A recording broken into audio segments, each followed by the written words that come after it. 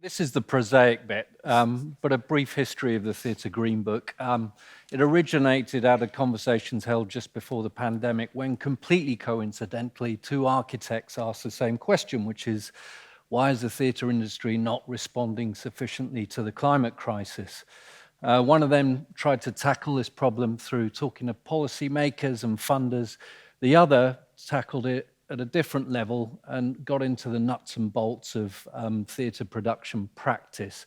And it was that approach that produced the Theatre Green Book, which is probably, I would say, the most, it's triggered the most meaningful response of the performing arts to the existential crisis we all face since some really passionate interventions many years ago by an outfit called Julie's Bicycle.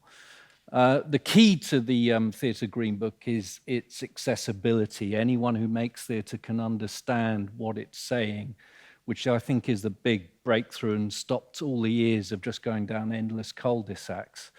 The really critical thing is that net zero is an inevitability. It's just a question of how long it's going to take. And frankly, we don't have that long to respond to it. The Green Book is the key for us, and artists have a real responsibility here. Production managers, technicians, craftspeople can't just put a green veneer over everything at the last moment. It requires leadership. It requires directors and the people that employ them to really lead the way on this.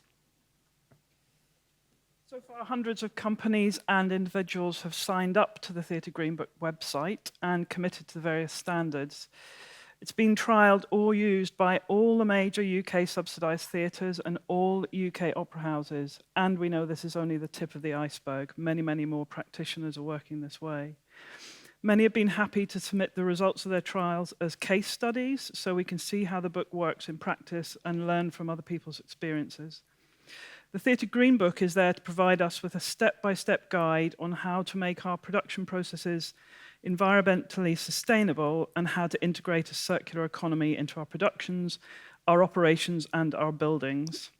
It's guiding those who are starting out and trying to find their feet. It's supporting those who are further on in the journey, and ultimately, it's bringing us all together. It's not necessarily an easy journey. Talk to anyone that's using it and you will find stories of ups and downs, highs and lows, and successes and failures, and we must embrace and learn from our failures just as much as our successes. The National Theatre of Scotland committed to the Sustainable Productions Intermediate Standard when the book first came out in 2021, and we've had considerable success with that. We're very lucky in Scotland to live in a sector that already has a long history of sharing, and we are used to opening our doors to our neighbours and being generous with our resources. The secret to our success is the collegiate and inclusive environment that we set out to embed in our work and our processes. At NTS, our aims and objectives are clearly set out in all of our freelance contracts. And if I've learned one thing throughout this process, is that it is that it's vital to get everybody on board from the very beginning. Only then can everyone feel free to make the changes needed in a supportive and collaborative way. The Theatre Green Book is now going through a process of updating all 3 volumes to reflect the feedback from the many companies, organisations and freelancers who've been trialling the book. Many of the Zoom rooms that created the foundations of the book are coming back together to feedback and discuss updates to ensure it remains relevant and effective.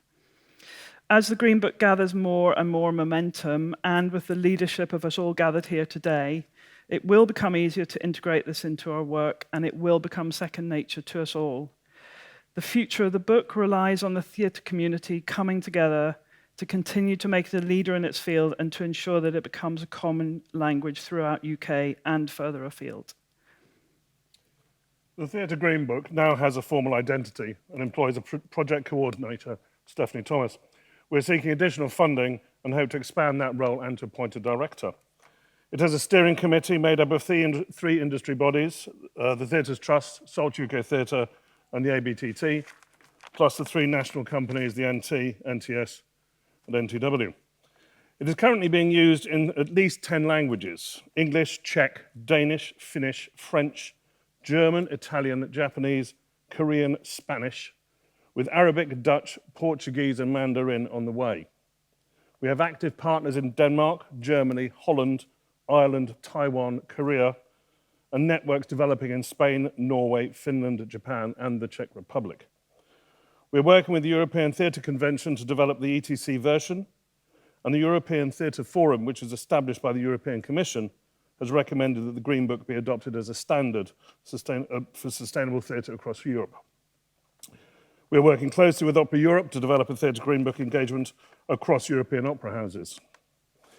The Theatre Green Book is a live document. It evolves. That is why it remains online, and despite approaches from publishers, it has not been printed.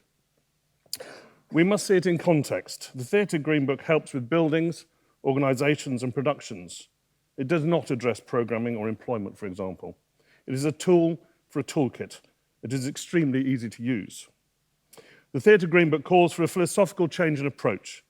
It asks us to consider the environmental impact of all decisions.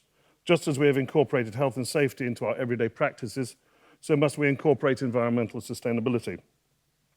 In 10 years' time, we should not be having these discussions, as our responsibilities will be self-evident. In the meantime, the Theatre Green Book will keep changing, maybe becoming more nuanced, maybe just evolving into one pithy page. But that is the future, and it is attainable. In the meantime, we must all adopt it. Part of that process is that we must talk together, as we are doing today, share our successes and failures, share our stories and knowledge, and put sustainability at the core of our activities, our choices, and even our programs. Thank you.